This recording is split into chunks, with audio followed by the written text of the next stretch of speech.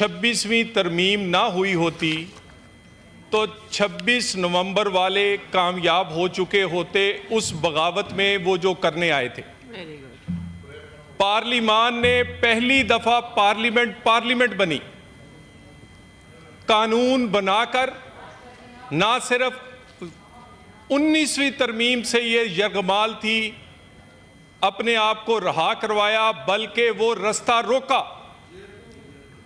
और जनाबे चेयरमैन, ये वो रास्ता था कि ये इंतशारी और फसादी जब इस्लामाबाद में एंटर होते तो हमारी साथ वाली बिल्डिंग में कोई बेंच बैठता, 100 मोटो लेता और हुकूमत को कटहरे में, जो रेंजर शहीद हुए हैं वो कटहरे में, पुलिस कटहरे में, मगर जो कीलों वाले डंडे और आंसू गैस के शेल लेकर आए वो वहां पर इनकलाबी बनाकर पेश किए जाते। 26वीं तरमीम ना होती जनाबे चेयरमैन, ये बगावत कामयाब हो जाती।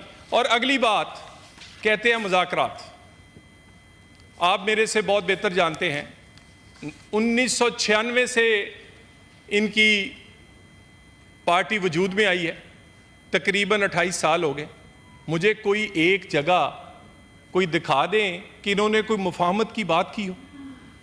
कभी वजीर आजम को मैं गर्दन से पकड़कर निकालूंगा, कभी पीटीवी और सुप्रीम कोर्ट पर शलवारें लटकानी, कभी कहते हैं कि कैदी का किसी और का नहीं, कैदी का मैं आके उसका पंखा बंद कर दूंगा, उसकी फ्रिज ले लूंगा, उससे दवाइयां वापस ले लूंगा। मियां नवाज शरीफ जब जेल में थे तो मैं वो भूलता नहीं हूं कि उनकी बीमारी को बारगेनिंग के तौर पे और अपनी सियासत चमकाने के लिए ये इस्तेमाल करते थे। बेगम कुलसूम नवाज की मामला हो या इस तरह की और, गुजारिश है जनाबे चेयरमैन, किस बात की मुफाहमत, अपना रवैया तो देखें। और बात सजाओं तक पहुंची है तो घबरा गए। मैंने कहना था घबराना नहीं, घबरा गए ना, इसीलिए मुज़ाकरात की बात कर रहे हैं। ये झांसा है, झांसा। फैज हमीद को बचाने के लिए मुज़ाकरात का ढोंग रचाया जा रहा है। ओ भाई, ये तो पार्लियामेंट ही जाली है ना भाई, इससे किस बात के मुज़ाकरात? ओए, हम चोर और डाकू हैं, अब हम चोर और डाकू नहीं हैं। अब मुझे ये बताएं कि आप तो कहते थे हम चोरों से हाथ नहीं मिलाएंगे, क्या अब हम चोर नहीं रहे? हम वही हैं।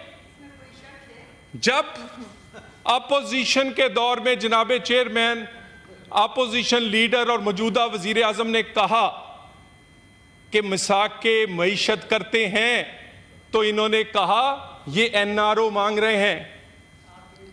जब भी हमने मुज़ाकरात की, आप कंट्रोल करेंगे अपने बंदों को? जब भी हमने मुज़ाकरात की, मैसेज दें उनको। जब भी हमने मुज़ाकरात की बात की, इस हुकूमत में आके भी की, तो उसे कमजोरी समझा गया, उसे अपनी फतह जाना गया।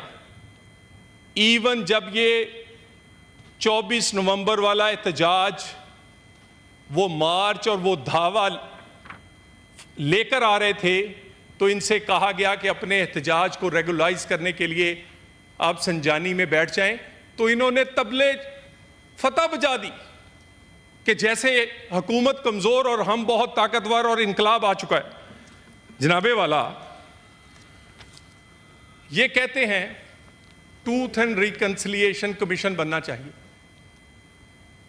मेरे भाई, वो आज से नहीं बनेगा, वो बहुत पहले से बनेगा। जिस दिन आप मुशर्रफ के उसके रेफरेंडम के पोलिंग एजेंट बने थे, वहां से माफिया मांगनी पड़ेंगी।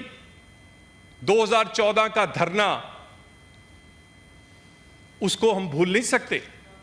2018 में आरटीएस बैठाकर इस मुल्क पर मुसल्लत होने वालों को समझते हैं कि हम उसको भूल जाएंगे। मेरा कायद और आप साथ थे उस वक्त, बानी पीटीआई के घर गए, इन्होंने जो वहां बात की अपनी घर के सड़क से लेकर, इनसे हम मुल्क चलाने के लिए, पाकिस्तान की मईशत आगे बढ़ाने के लिए, सीपैक को आगे ले जाने के लिए लेकर गए, इन्होंने इसका क्या जवाब दिया? You have just 20 seconds now. Sir 1 minute 2 minute सिर्फ सर आखिरी सर गुजारिश ये है, जी अब 1 मिनट सर, गुजारिश ये है, कहते हैं 9 मई को भूल जाए, यानी 9 मई को भूलने के लिए आपने 24 नवंबर किया, भूला नहीं जाएगा। कोई ऐसे मुज़ाकरात जिसमें मुजरम भी शामिल हो वो नहीं हो सकते।